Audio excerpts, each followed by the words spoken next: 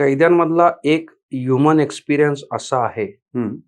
की ज्याच्याबद्दल मी लिहिलं होतं, हं. पण मला असं वाटलं की समाज ते वाचू शकेल की नाही. ह्युमन एक्सपिरियन्स तो समाज एक्सेप्ट करणार नाही असं तुमचं मत आहे? मला असं वाटलं हं. की ते वाचताना कदाचित आमच्या भावना इतक्या उचंबळून येतील की आम्ही कदाचित शरमेनं मान खाली घालू हं. आणि कदाचित पुढचं पान मी वाचणारच नाही. बरं. आणि त्यावेळेस मी थांबलो, म्हणजे कदाचित माझी लेखणी थांबली समजा. बरं. ती घटना अशी आहे एका अवस्थी नावाच्या कैद्याची. हं. येरवडा जेलमध्ये हॉस्पिटल विभागामधली 5वी बराक, हं. जिला बुड्ढा बराक म्हणतात, बुड्ढा बराक. जिथं साधारणपणे 50शी उलटलेली आणि शक्यतो 60 नंतरची. हं. जेलमध्ये माणसं लवकर म्हातारी होतात, त्यामुळे 50शी उलटलेली माणसं बुड्ढा असतात. तुमच्याकडे बघून वाटत नाही बाहेर असं? आलो ना आता माणसं झालं. Anyway, continue, sir. तर त्यामुळे काय झालं, तिथं 50 वर्षापासूनच्या ज्येष्ठापासून हं. 93 वर्षाच्या म्हाताऱ्यापर्यंत माणसं होते. बरं. येरवडा जेलमधली एक अशी समस्या आहे की जी कुठल्याच वैद्यकशास्त्रातल्या माणसाला पटकन समजली नाही. हं. की येरवडा जेलमध्ये कात्री वापरायला परवानगी नाही. बरोबर आहे. कारण कोणी कात्रीने खून केला तर. खून करू शकतो. मध्यंतरी डिसेंबर 2023 मध्ये येरवडा जेलमध्ये एका कैद्याचा कैची वापरूनच खून झाला. बरं. आणि त्यामुळे अशी खून कात्रीमुळे हल्ले होऊ शकतात तर होऊ शकतात. हं. त्याचा परिणाम असा होतो की शरीरातले केस वाढणं एक नैसर्गिक प्रक्रिया आहे. हो, बरोबर आहे. जसे माणसाच्या डोक्यावरचे केस वाढतात, हं. तसे माणसाच्या गुप्तांगांवरचे पण केस वाढतात. बरोबर आहे. आपल्याकडं जसं नाकामध्ये सायनस असतं, हं. म्हणजे इथं पोकळी असते ना, हं. हा हं. तशी शरीरामध्ये हं. हा म्हणजे कमरेच्या भागामध्ये पण एक पोकळी असते, तिथेही एक सायनस असतं. बरं. येरवडा जेलमध्ये असे कैदी आहेत, हं. विशिष्ट ज्येष्ठ नागरिक कैदी, हं. ज्यांच्या गुप्तांगांवरचे केस 5-5 वर्ष कोणी काढलेले नाहीत. याचे परिणाम इतके भयानक होतात हं. की तिथं त्वचेचे आजार सुरू होतात. बरोबर आहे. आणि त्याच्या आतून पस साठायला सुरुवात होते. हो. हा पस त्या सायनसमध्ये पसरतो आणि त्यातून मग फिस्टुला होतात. हं. त्यातून मग पेरिएनल ॲप्सिस सारखे आजार सुरू होतात. हं. आणि हे सगळे त्वचा रोग आहेत हं. ज्याचं येरवडा जेल हे माहेरघर झाले. बरं. अवस्थी नावाचा एक ज्येष्ठ नागरिक कैदी हं.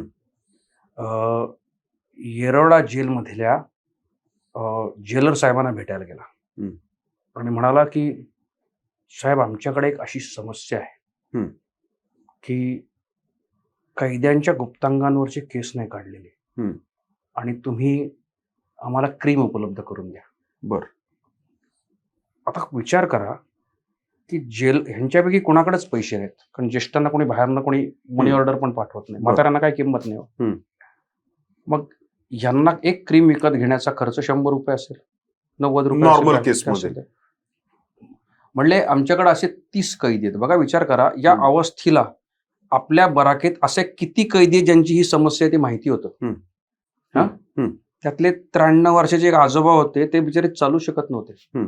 पण ह्याचा म्हणजे काय म्हणतो, म्हणजे ऐसी कळवळ्याची जाती करी लाभा विण प्रीत म्हणतात. बरोबर आहे. हा ह्याचा कळवळा जो होता ना, त्याला काही सहन स्वस्त बसू देत नव्हता. हं. त्याला जेल मॅन्युअल वाचायची सवय होती. बरं. त्याने जाऊन साहेबांना अर्ज दिला की साहेब, जेल मॅन्युअल प्रमाणे लिहिलंय की 60 वर्षाच्या पेक्षा ज्येष्ठांना सांभाळायची जबाबदारी सरकारची, त्याचा खर्च जेल प्रशासनाने करायला पाहिजे. त्यामुळे या नियमाप्रमाणे तुम्ही क्रीम उपलब्ध करून द्यायला पाहिजे. अशा 30 कैद्यांसाठी 15 क्रीम उपलब्ध करून 10 का 15 क्रीम उपलब्ध झाल्या. बरं. त्याच्यानंतर ज्या अवस्थेने घडून आणलं ते सामान्य माणसाच्या कल्पनेच्या पलीकडचं होतं. काय केलं साहेब? दुसऱ्या दिवशी सकाळी याच्या पडवीमध्ये, हॉस्पिटल 5 विभागाच्या पडवीमध्ये, म्हणजे बुड्ढा बराकीच्या पडवीमध्ये पश्चिमेला तोंड करून हे 30 म्हातारी माणसं उभी राहिली. यांची सगळी वस्त्र उतरवली होती आणि अवस्थी आणि तिथला एक ज्ञानेश्वर नावाचा कैदी हम्म. ह्या ज्येष्ठांची समस्या दूर व्हावी म्हणून सगळ्यांना लाईननी क्रीम लावत होता. वा, आणि अविश्वसनीय पुढच्या आहे. अर्धा तासामध्ये ह्यांनी सगळ्यांना आंघोळ घातली, ह्यांनी सगळ्यांना क्लीन केलंय. मला कल्पना नाही त्या मनभर किती आशीर्वाद दिले असतील. खरंय, आणि ही absolutely घटना खरंय. जेव्हा कळली ना, मी गलबलून गेलो. हम्म. आणि हे माणसाला हे आपण विचार पण नाही करू शकत की माणसं काय अवस्थेतून जात असतील.